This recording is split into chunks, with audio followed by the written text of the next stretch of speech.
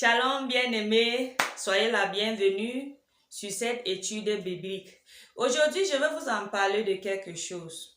Comment surmonter la détresse ou comment sortir dans la détresse. Qu'est-ce qui est la détresse? La détresse, c'est un moment dans ta vie que tu ne veux pas avancer. Tu es là, tu es dans la dépression, tu as les larmes, donc tu ne veux pas faire quelque chose de ta vie. Mais tu es encore vivant, mais ton esprit ne veut même plus, ton esprit n'est pas boosté. Bon, il y a deux types de détresse. Il y a une détresse qui te pousse vers le péché. Et il y a la détresse qui te pousse vers Dieu. J'explique. Quand David était blessé en guerre, on a dit, ok, ces hommes vaillants ont décidé qu'à partir de maintenant, dès lors maintenant, le roi ne partira plus en guerre. Il est donc resté dans son royaume. Il était un homme de guerre. Il était un guerrier toute sa vie. Qu'est-ce qu'il a fait? Il est parti sur sa toiture et il a vu la femme de Uri en train de prendre son bain. Et c'est là-bas que le péché a commencé. Vous voyez? Donc, cette détresse a poussé David vers le péché. Et il y a une détresse encore qui te pousse vers Dieu. Dans 1 Samuel, je crois c'est chapitre 22, si je ne me trompe pas, quand David était dans la détresse, il est parti dans le cave d'Abdullam. Oui. Et cette détresse lui a poussé vers Dieu parce que là-bas, il était en train de s'entraîner pour devenir le roi. Donc, l'autre détresse lui a poussé vers Dieu. Bon, qu'est-ce que tu dois faire quand tu es dans la détresse et comment tu peux surmonter la détresse? Premièrement, il faut être calme. Dans le psaume 46, verset 10, il dit que sois calme et sache que je suis Dieu. Je domine les nations et je domine sur la terre. Il faut savoir dans la détresse que quand tu es calme, Dieu te donne la paix. Parce que dans Isaïe 26, il a dit que je veux donner la paix en celui que son regard est vers moi. Donc Dieu te donne la paix quand tu es calme. Donc dans les moments de la détresse, il faut être calme et sache que Dieu est avec toi et Dieu est Dieu. Deuxièmement, il faut écouter les instructions de Dieu. Il faut attendre les instructions de Dieu. Je me rappelle, dans 1 Samuel 30, verset 6, à partir de verset 6, quand les ennemis ont pris tous les enfants des hommes vaillants de David, ils ont kidnappé les enfants, les femmes, ils ont pris tous les biens. Ces hommes ont pensé de lui lapider. Mais David a dit au sacrificateur d'apporter les fautes. Et quand il a apporté les fautes, qu'est-ce qui s'est passé? Il a commencé à parler avec Dieu. Et quand il a parlé, il a écouté les instructions de Dieu. Pourquoi? Quand il a écouté les instructions de Dieu, il a demandé Dieu, est-ce que je peux poursuivre les gens? Si il a dit, oui, tu vas les poursuivre.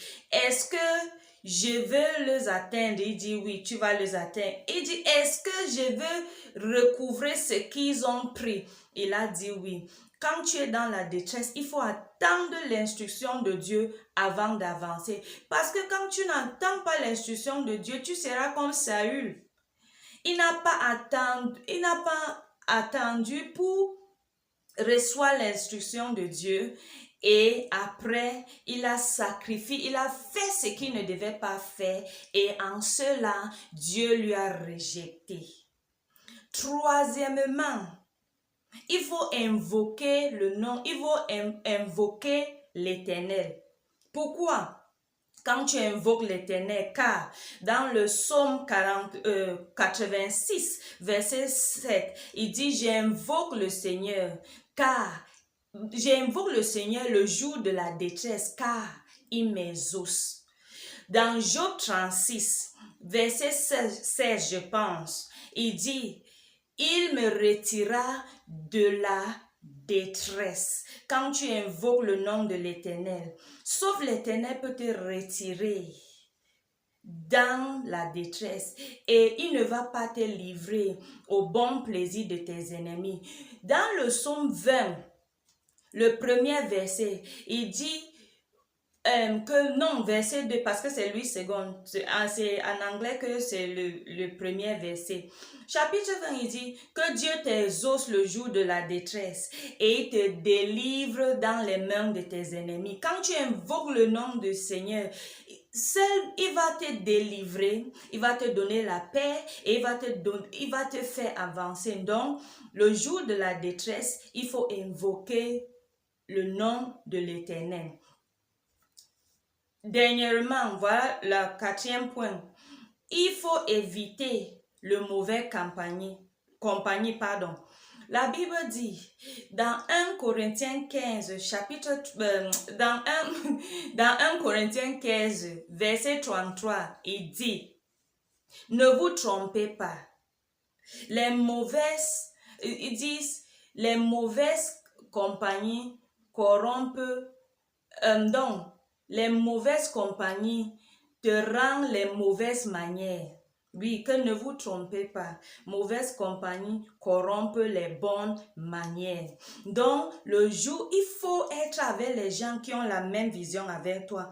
Rappelez-vous, quand les hommes de David étaient dans la détresse, ils se sont rendus avec David. Oui, il faut être avec quelqu'un qui peut t'aider à surmonter la dépression.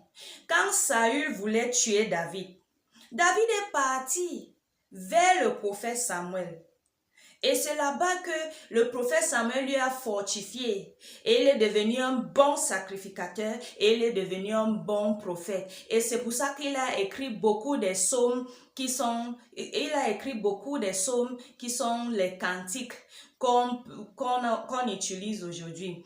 Deuxièmement, il faut aussi aller vers les gens qui ont les mêmes problèmes avec toi. Parce que quand tu es avec les gens qui ont les mêmes problèmes avec toi, vous tous, vous allez cogner vos têtes et vous allez sortir avec la solution.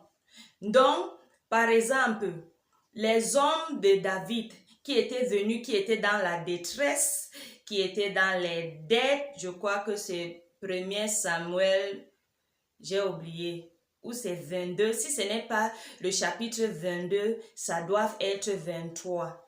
Ils se sont venus. Qu'est-ce qui s'est passé? Dans 2 Samuel, chapitre 23, on a dit, voilà les hommes vaillants de David. Eux tous, ils étaient dans le cave d'Abdullam, ils étaient dans la détresse.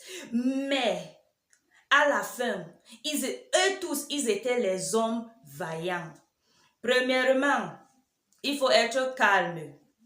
Deuxièmement, attendre les instructions de Dieu.